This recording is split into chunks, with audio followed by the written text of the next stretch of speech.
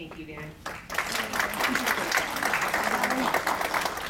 we do have time at the end to ask questions of all our panelists. I just want to make sure you know that. If you have pressing questions, jot it down so we can give you an opportunity to ask that. So I wanted to, again, bring up Orrin. NPC has been staffing an effort in Bronzeville, which is on the south side, a predominantly African-American community, historically African-American. And while we're focused on retail development, kind of green urban gardening has been a core component to that work, and a coalition of organizations have been working together to support that, even creating a green team to look at areas, vacant lots and opportunities to redevelop them into local gardens. So I'm very interested, Orrin, in what you have to say, and I hope you all do. Thank you. Good morning, everybody. Good morning. I kind of want to focus on a couple of things as we head into the presentation, and some of the rationale for which you'll see.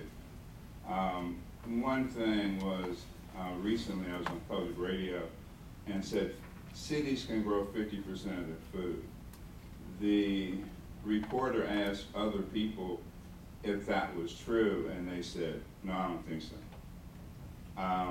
But nobody can textualize that, right? I mean, what do we mean by cities? Do we mean just Chicago? Do we mean the metropolitan area? Do we mean the region? Well, that's what I mean when I talk about urban agriculture and how it's applied. Another incident occurred on a conference call. Somebody says, oh, I heard about this great project in City X, and it's a 5-acre project, and I think would be great for Inglewood. I said, no, it wouldn't. And so I got scolded and accused of like bailing on my community, quote unquote. Well, problem, there's no 5-acre site to be had in Inglewood. It's a residential community. Hello?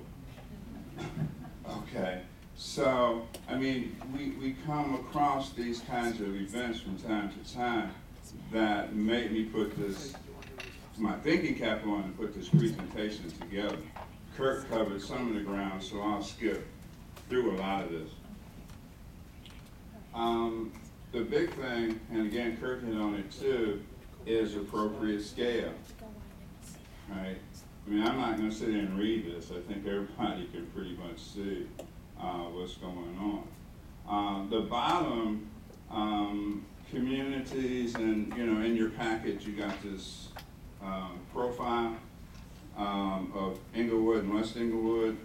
I mean, if you look at it, clearly you can see that the retail float for these communities, just in terms of food and beverage stores, restaurants, that kind of thing, runs into several $1 million. Inglewood is about $40 million for food and beverage, and West Inglewood a little bit less. The point is there's a market there, and there are people who spend money on food. We're not talking at this point about what that quality is, and if I know it, other entities know it, such as Walmart, those kinds of entities, and I'm here to tell you that I'm not pro or anti anything, but I am pro local economy, local entrepreneurship when it comes to everything related to urban agriculture and food and the food system. Urban agriculture does not exist outside of the food system. If you want to grow a garden in your backyard, whatever the case may be, feel free to do that. If you're a hobbyist, that's great. But for me, the 3 important scales are what I call neighborhood scale, brownfields, and peri-urban scales. Again, Kurt kind of hit on some of that, didn't use the same terminology, so I'll move through that. Scaling up the future, we got to deal with fuel issues and fuel costs, how that relates to food costs. Climate change will require that we power down, right? What do we mean by that? Either you're going to have to switch to renewables, or you ain't going to be able to run that air conditioner, Food access disruption would be a major national security issue. So that's why we got to get up to speed really quickly in our urban areas, our metropolitan areas, and in the region. We cannot suffer a food disruption. In fact, how much food exists in the city of Chicago right this minute? We have maybe a 3 or 4 day supply of food. It's all dependent upon trucks and trains or whatever the case may be to get our food to us.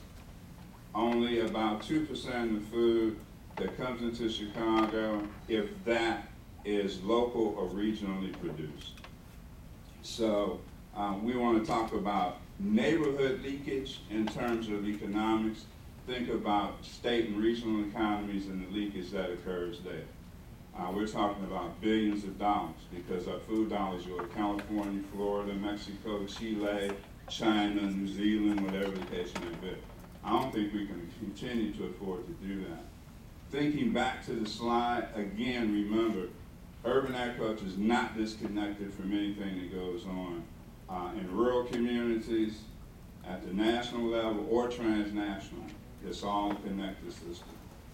Focusing on the bottom three, nonprofit entities and the work they do are great. Welcome to the community. You know, we like to have you there, but that's not going to get us fed, and it's not going to create the system we need. We need new financing initiatives and campaigns that create a viable capital pool, and financing must be made available, in my mind, to communities that have historically been disadvantaged and not allowed access to capital. We see it in predatory lending, we see it in the rates that certain communities have in terms of getting commercial loans, business loans, whatever the case may be. That must change. Droscape, interesting book written by Alan Berger, Wasting Land in America, right? And what we mean by that, and of course you can read what the definition says, but, you know, and Dan talked about it as well, is like, you know, where is most of this stuff slated? It's slated for land that is not deemed, at least to now, to be productive or worth developing, right? And that's at any scale, neighborhood, brownfield, or peri-urban. And I think, you know, of course we need to think creatively about how we operate in each of these scales in terms of getting our urban agriculture done. So that it's a viable economic system. And there's a little note for planners and architects and the like. I hope you all enjoy that. So neighborhood scale, again, Kurt talked about it. I won't spend too much time. There's some examples of things that people do at home.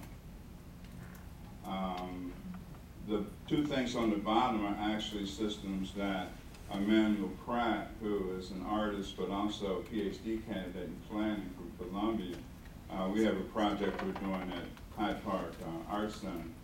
Strangely enough, it seems to some people, but those two systems on the bottom are real inexpensive systems that he fabricated that you can do at home. Again, typical stuff. The two books on the bottom, I found the one on your left in an old dusty bookstore probably 25, 26 years ago. And that started me to on the path that got me standing here now. On the right is in fact the revised edition that was just recently, a year or so ago, reissued. Community gardens, school gardens, and then you got brownfield scale. I mean, there's other things that go into neighborhood scale too. Back to Kurt's presentation, large scale projects, right?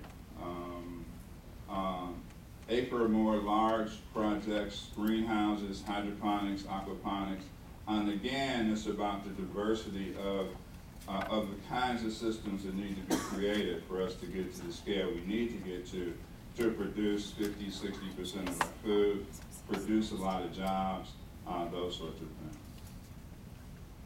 Peri-urban scale, same thing, but also I think more amenable to a lot of traditional ground-based farming systems as well.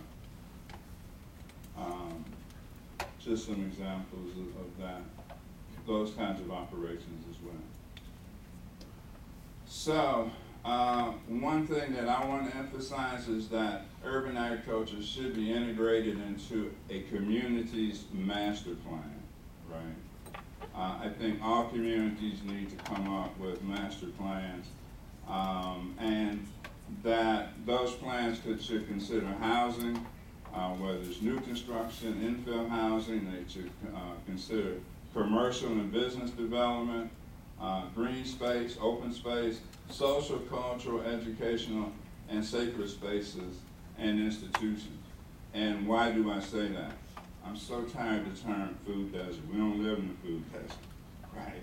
You know, we live in communities that are devoid of all of those kinds of entities and institutions, and that's time to change. There's no bookstores, right? There are no cafes. You know, all the stuff that you can think about that a community really needs to have to become vibrant and feel good about itself, to change their aesthetics, to change their mental outlook, to increase creativity, to create educational opportunities. All those things need to happen in a community, and that's part of the redevelopment framework that needs to occur that integrates urban agriculture into it. Urban agriculture, and I'll remind people through the course of the day, is part of a larger food system. Urban agriculture is not limited to production, right? Oftentimes we get stuck on the production part of it. There's processing. Why do we use Heinz ketchup, right? Do you like that salsa in the jar? I don't. You know, who distributes the stuff?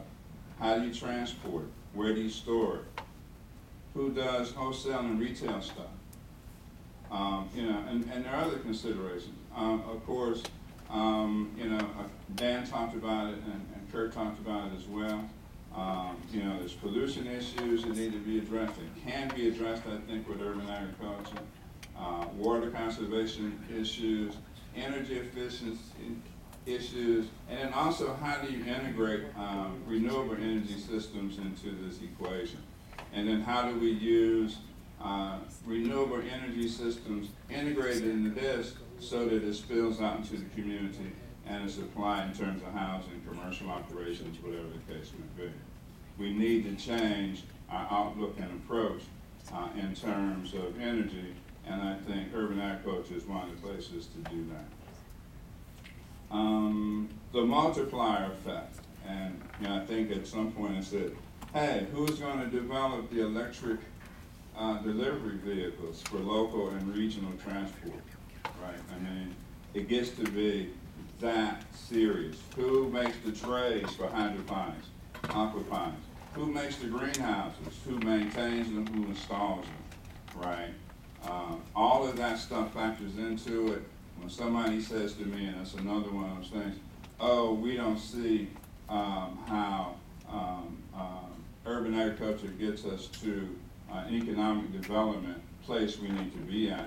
Well, when you consider it in that larger context and all the things that need to happen for that to happen, I think you see that it has huge potential in terms of urban ag. But again, communities need to be completely redeveloped, master planning needs to occur, and urban agriculture needs to be integrated into that. So I'll stop there.